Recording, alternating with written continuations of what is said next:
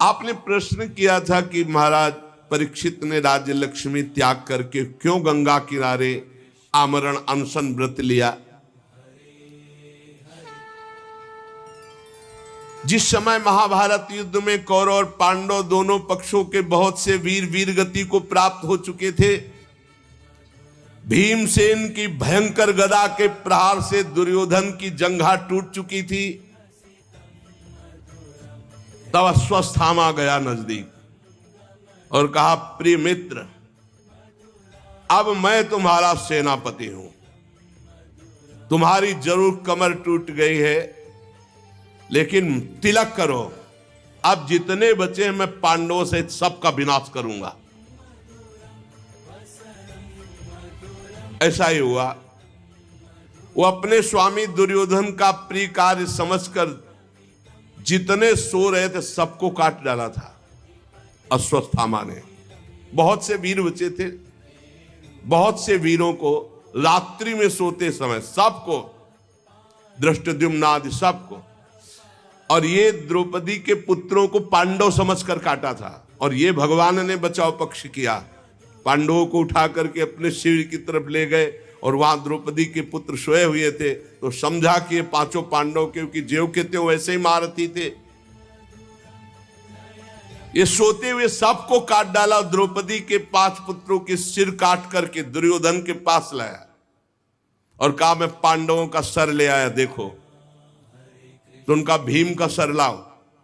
भीम का सर, भीम के जो पुत्र थे उन 5 में उनका दिया, जे भी दबाया तो फट गया उनका हेड। भीम का सर ऐसा नहीं होता। तब देखा कि ये तो पुत्र, अब तो कहा है, तुमने तो हमारा सर्वनाश कर दिया, हमारे वंश का ही विनाश कर दिया। अरे हमारी दुश्मनी पांडवों से थी, तुम सोते हुए द्रौपदी के पुत्रों को क्यों मार डाला। बड़ी निंदा की अश्वत्थामा की। जेवी द्रौपदी को पता चला वो तो अत्यंत दुखी हो गई, उनकी आंखों में आंसू बहने लगे। अर्जुन ने उनको सांत्वना दी, कल्याणी सावधान, तुम वीर माता हो, पर मैं तुम्हारे आंसू तभी पोंछूंगा जब उस आताताई का सिर गांडीव धनुष से काट कर तुम्हारे सामने रखूंगा, तब तुम उस पर पैर रखकर अपने पुत्रों की अंत्येष्टि क्रिया करना। अर्जुन ने ऐसी बात कही। भगवान श्री कृष्ण से कहा, चलो सारथी बनो और मैं कवच धारण करता हूं और भयानक गांडीव धनुष की प्रत्यंचा चढ़ाकर गुरुपुत्र अश्वत्थामा को मारने के लिए दौड़े। अपराधी तो था ही, सोते हुए, ये वीर पुरुष का लक्षण नहीं, सोते हुए को नहीं, सावधान करके युद्ध करके मारा जाता है। ये तो बहुत निंदनीय कर्म। तो निंदनीय कर्म से बड़ा भयभीत था अश्वत्थामा। जब देखा कि भगवान श्री कृष्ण सारथी और रथी अर्जुन और गांडीव में प्रत्यंचा चढ़ाकर ललकारते हुए आ रहे हैं, तब प्राणों की रक्षा के लिए भागा। जहां जहां भागा वहां वहां भगवान श्री कृष्ण रथ को, उसने देखा कि अब तो मारा गया मैं, तो अपने बचाव के लिए एकमात्र साधन ब्रह्मास्त्र का संधान किया, द्रोणाचार्य जी द्वारा प्रदत्त। लेकिन ब्रह्मास्त्र संधान करना सिखाया था, वापस करना नहीं। इसको वापस करना अर्जुन को सिखाया था। योग्य शिष्य पुत्र से भी अधिक प्यारा होता है। ब्रह्मास्त्र लौटाने की विधि उसे नहीं मालूम थी, पर प्राण संकट आ गया तो तत्काल आचमन किया और ध्यानस्थ होकर ब्रह्मास्त्र का संधान किया। ब्रह्मास्त्र तुरंत प्रचंड तेज, अब तो सीधे अर्जुन की ओर ब्रह्मास्त्र। अर्जुन जी ने हाथ जोड़ा और भगवान श्री कृष्ण से कहा, श्री कृष्ण, तुम सच्चिदानंद स्वरूप परमात्मा हो, मैं जानता हूं तुम्हारी शक्ति अनंत है, तुम ही भक्तों को अभय देने वाले हो, जो संसार की धधकती हुई आग में जल रहे उन जीवों को उबारने के एकमात्र तुम ही लक्ष्य हो प्रभु। तुम प्रकृति से परे रहने वाले आदि पुरुष साक्षात परमात्मा हो। तुम अपनी स्वरूप शक्ति से बहिरंग एवं त्रिगुणमयी माया को दूर भगाकर अपने अद्वितीय स्वरूप में स्थित हो। तुम अपने प्रभाव से माया मोहित जीवों के लिए धर्मादि रूप कल्याण का विधान करते हो। हे प्रभु, ये आपका अवतार पृथ्वी का भार हरण करने के लिए, अनन्य प्रेमी भक्तजनों की रक्षा के लिए, उनके चिंतन के लिए, हे सुप्रकाश पर ब्रह्म परमात्मा श्री कृष्ण, देखो ये भयंकर तेज मेरी ओर आ रहा है। ये मुझको बिल्कुल पता नहीं कि क्या है और ये क्या करेगा। भगवान ने कहा डरो मत, ये अश्वत्थामा का चलाया हुआ ब्रह्मास्त्र है। वो प्राण संकट उपस्थित होने पर इसका प्रयोग तो कर दिया पर लौटालना नहीं जानता, और इस ब्रह्मास्त्र को कोई दूसरा अस्त्र दबा सके ऐसा आज तक कोई अस्त्र निर्माण नहीं हुआ। तुम शास्त्र विद्या के पारंगत हो, तत्काल आचमन करो और ब्रह्मास्त्र को शांत करने के लिए ब्रह्मास्त्र का ही प्रयोग करो। अर्जुन विपक्षी वीरों के मारने में बड़े प्रवीण थे। भगवान की बात सुनकर आचमन किया और भगवान की 4 परिक्रमा की और ब्रह्मास्त्र के निवारण के लिए ब्रह्मास्त्र का ही संधान कर दिया। अब दोनों ब्रह्मास्त्र जब भयंकर प्रलयाग्नि प्रकट हो गई, जब दोनों ब्रह्मास्त्र टकराए, प्रजा जलने लगी। सबने समझा मानो प्रलयकालीन समय आ गया है। भगवान ने इशारा किया तो दोनों ब्रह्मास्त्र को शांत करके अर्जुन ने वापस कर लिया, क्योंकि अर्जुन को देखो, द्रोणाचार्य जी ने अश्वत्थामा को ये विद्या नहीं सिखाई, ये अर्जुन को सिखाई। फिर अर्जुन क्रोध से लाल होकर दौड़ पड़े और अश्वत्थामा को जाकर पकड़ लिया, जैसे कोई बलवान पशु को बांध लेता है, ऐसे बांध लिया और उठा कर लाए और रथ के पीछे के हिस्से में पटक दिया अश्वत्थामा को। भगवान श्री कृष्ण जी भी बहुत कुपित हो रहे थे। कहा अर्जुन, इसको छोड़ना बिल्कुल नहीं, इसने रात में सोए हुए निरपराध बालकों की भी हत्या की है। धर्मवेत्ता पुरुष, असावधान, मतवाले, पागल, सोए हुए बालक, स्त्री, शरणागत, रथहीन, पागल आदि को कभी नहीं मारते। महत अपराध है, ऐसा नहीं मारना चाहिए। और इसने वो सब कर डाला।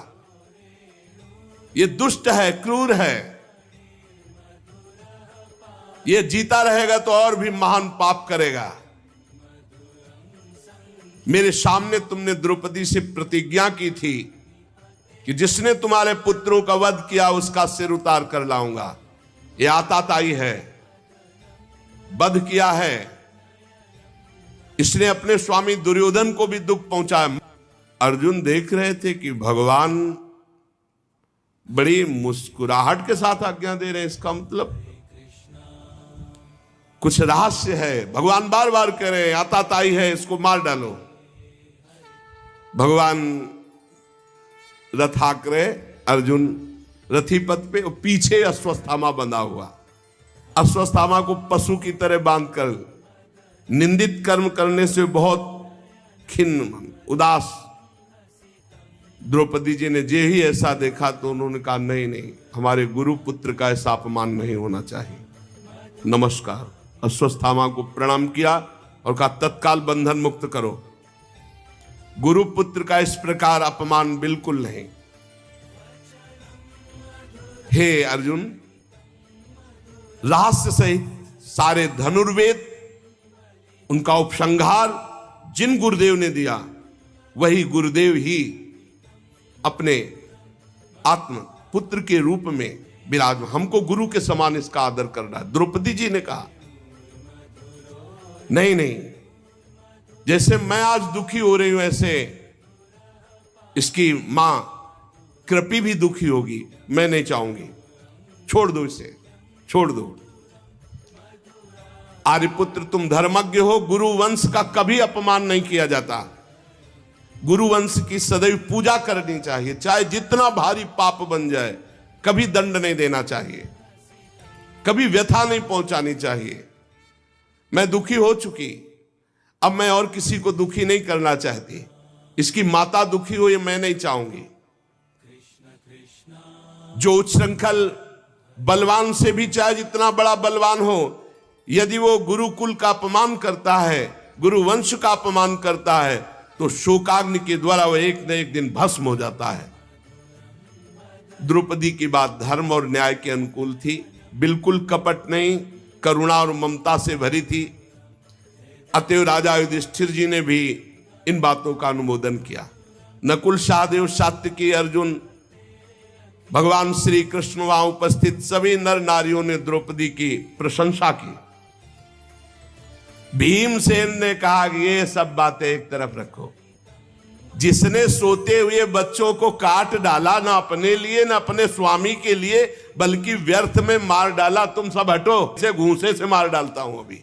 भीमसेन ने, भगवान ने द्रौपदी की भी बात सुनी, भीमसेन की बात सुनी। अर्जुन की तरफ देख करके कहा, भगवान श्री कृष्ण बोले, अर्जुन मेरी दोनों आज्ञाओं का पालन करो।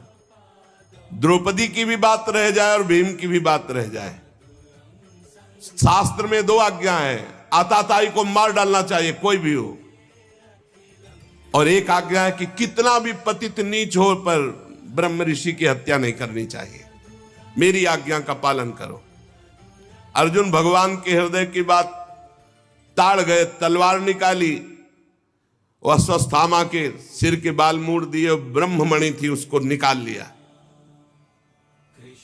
श्रीहीन तत्काल हो गया, ब्रह्म तेज रहित हो गया। रस्सी से उसके बंधन खोले और अपमानित करके निकाल दिया। जा, तुझे जीवन दान देते हैं। ये सबसे बड़ा अपमान मृत्यु तुल्य ही होता है। मूड देना, धन छीन लेना, कठोर वचन करके धक्का कर मारकर बाहर निकाल देना, यही मृत्यु तुल्य दंड भी है और मारा भी नहीं, दोनों बातें हो गई।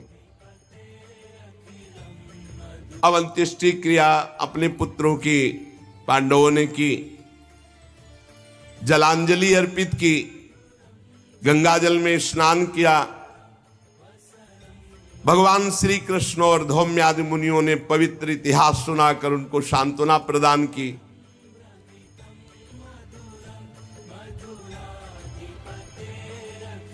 भगवान श्री कृष्ण युधिष्ठिर को राज तिलक, सिंहासन आरूढ़,